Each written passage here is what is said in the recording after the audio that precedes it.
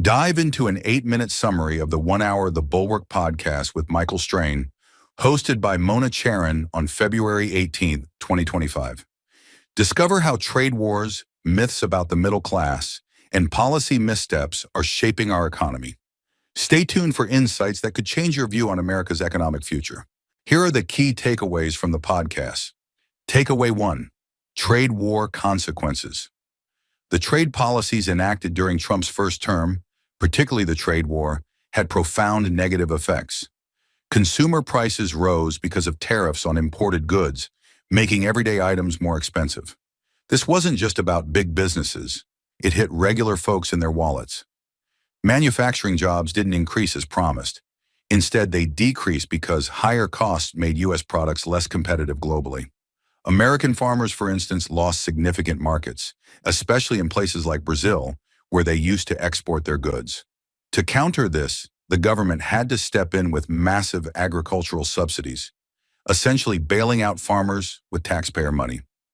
This was a lose-lose situation where no one really won. If you've noticed your grocery bill or the price of manufactured goods going up, share your experience in the comments below. Now let's move to the next takeaway. Takeaway 2. Middle class debate. Michael Strain challenges the common narrative that the American middle class has been economically stagnant. He points out that, contrary to populist rhetoric, real wages for average workers have risen over the last few decades, even after accounting for inflation. Life quality has improved in many ways. Medical care has gotten better, we live longer, and even with the drawbacks like the deaths of despair, overall health outcomes have advanced. There's also been a boom in technology and education, with more people having access to computers and better educational resources. Strain notes that while there's been dissatisfaction, especially post-2008, the overall trend shows improvement. For example, parents now spend more time with their children than in previous decades, despite working more. Now let's move to the next takeaway. Takeaway 3, economic misdiagnosis. The perception that the middle class is being left behind has fueled populist movements on both ends of the political spectrum. However, Strain argues that the real problems might not be what they're commonly attributed to. For instance, the fallout from the 2008 financial crisis, not long-term trade policies, was a significant economic trauma. Misdiagnosing these issues leads to policies like aggressive tariffs or immigration restrictions, which might not address the root causes. For example, thinking that trade deals are the main problem could lead to trade wars, which, as we've seen, can backfire. Now let's move to the next takeaway. Takeaway 4, manufacturing reality. The narrative of American carnage, with factories closing down like tombstones, is more myth than reality. The U.S. remains a powerhouse in manufacturing, especially in high-tech, complex products like medical equipment. The decline in manufacturing jobs has been decades in the making, driven by automation and productivity gains, not just trade. Pittsburgh, for instance, once a steel town, has transformed into a hub for healthcare and education, showing that many manufacturing communities have adapted well to new economic realities. However, there are exceptions, places hit hard by specific factory closures. Now let's move to the next takeaway. Takeaway 5, labor market dynamics.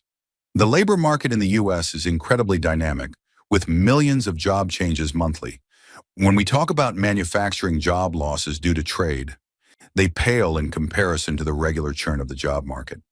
Strain emphasizes the need for policies that help workers transition, especially those in their 50s who might find it hard to retrain for new careers.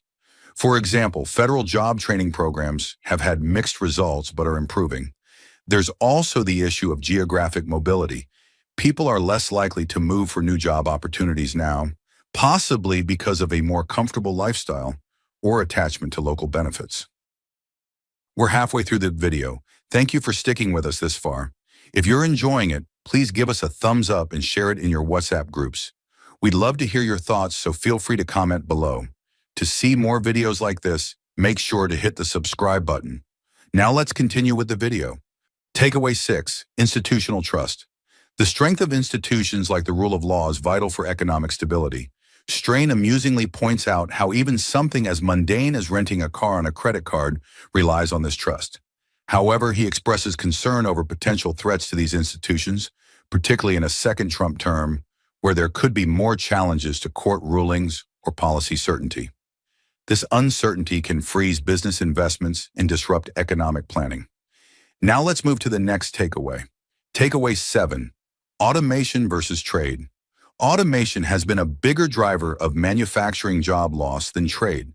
Strain explains that productivity improvements mean fewer workers are needed to produce goods. This trend started long before significant trade liberalization with China. For instance, agricultural jobs dwindled as farming became more efficient, not just because of international competition. The narrative around trade often overshadows this reality. Have you seen automation change the job landscape in your area or industry? Now let's move to the next takeaway.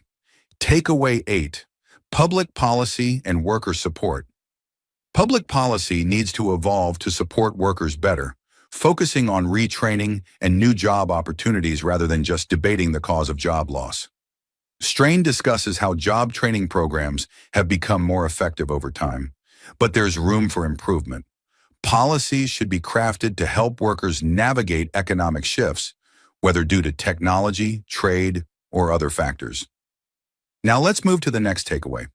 Takeaway 9, cultural shift in mobility. The willingness of Americans to move for jobs has decreased, reflecting a cultural shift towards stability over risk. Strain suggests this might be because we're wealthier now, allowing us to choose a less mobile, more settled life. However, this can hinder economic adaptation when industries shift. For example, moving to another state for a job was common in the 80s and 90s, but is less so now. Now let's move to the last takeaway. Takeaway 10, economic optimism versus reality. Despite potential economic disruptions from policy changes, there's a paradoxical optimism among business leaders regarding Trump's second term. This might be due to anticipated corrections in areas like energy policy. However, Strain warns that this optimism might not account for the risks to institutional stability and the long-term economic health of the nation. The short-term benefits might come with long-term costs if policy uncertainty leads to less investment or if the rule of law is weakened. Here is a brief introduction about Michael Strain. Michael Strain works at American Enterprise Institute, or AEI. He analyzes the mistakes left and right make about middle-class stagnation, quality of life, and other matters, plus what is risked when Musk attack foundational institutions. Thank you for watching. I hope you found this summary of the Bulwark podcast with Michael Strain informative. If you're interested in learning more about these topics, I encourage you to watch the full podcast on YouTube by clicking on the link in the description below. If you enjoyed watching this video, please leave a like below and share this video in your WhatsApp groups. You can also discuss about this video by commenting below. To get more such videos in your timeline, press the subscribe button below.